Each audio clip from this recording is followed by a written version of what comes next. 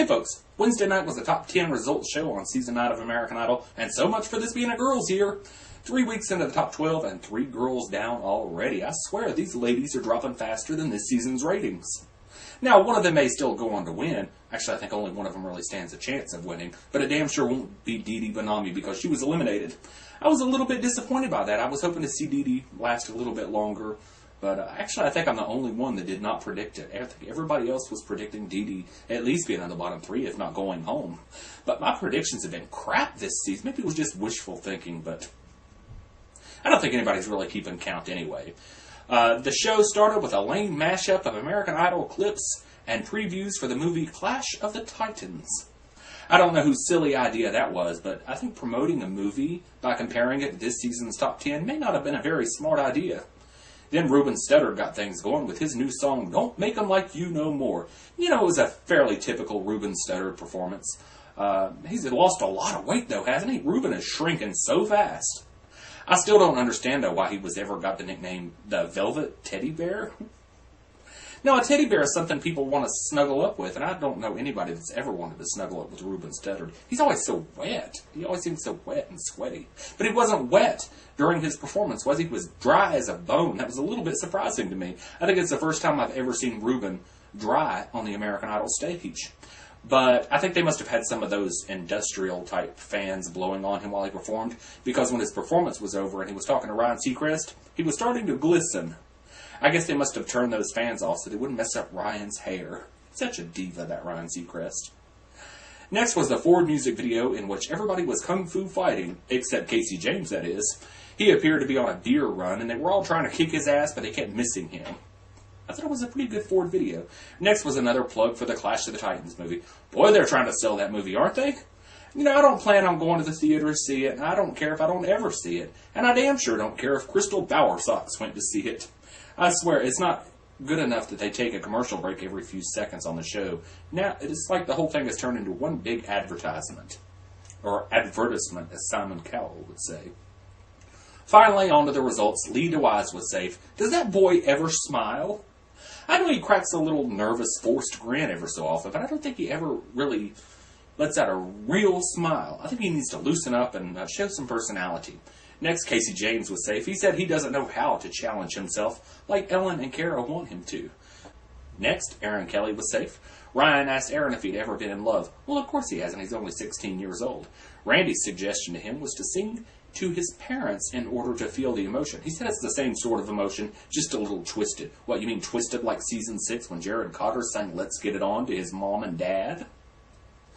Then Ryan Seacrest started harassing Simon again. Is it just me, or is Ryan Seacrest becoming a totally unlikable asshat this season? I'm getting to where I can't stand watching him. From his badgering of Dee Dee Bonami to getting down in Simon's face, he comes across as one of those people that we've all known that are like really hyper, and they try to be a clown all the time, and sometimes it's funny, but they don't know when enough is enough, and when you try to tell them to stop, they just laugh and keep going, and you just want to punch them in the freaking jaw. That's how Ryan Seacrest is becoming to me this season.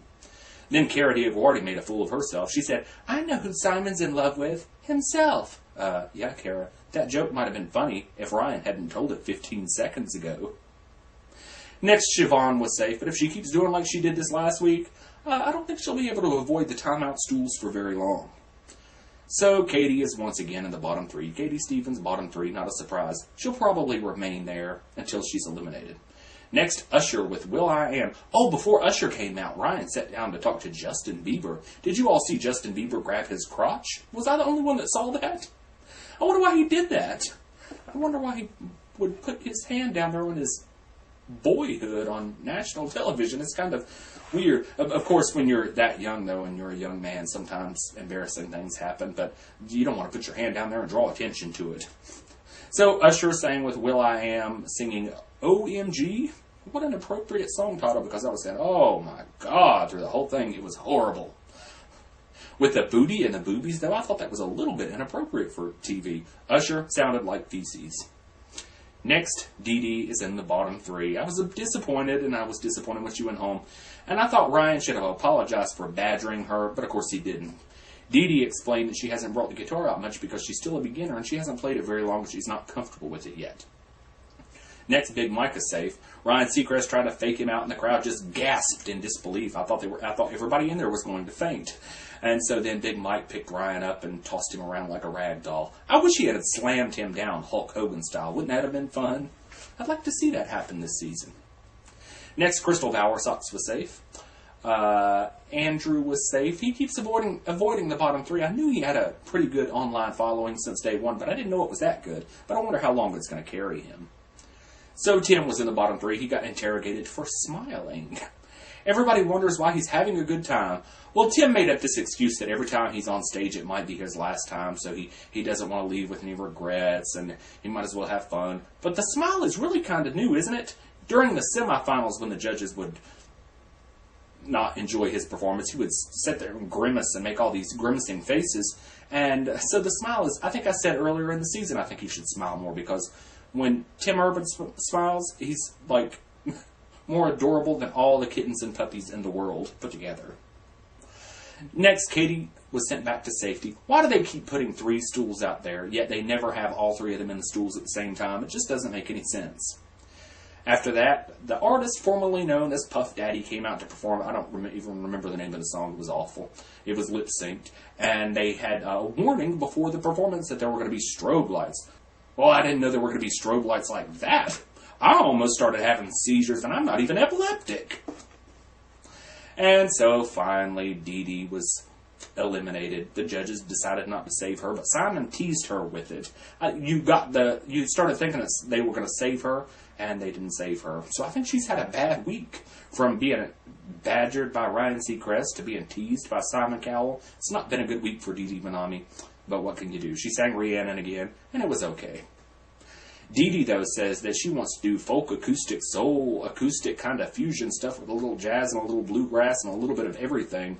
That's the problem. That's the problem. You can't do all these things. You can't do a little bit of everything. You have to choose what kind of music you're going to do and stick with it. Do you think Carrie Underwood would have been as successful as she's been if she had not stuck with country music?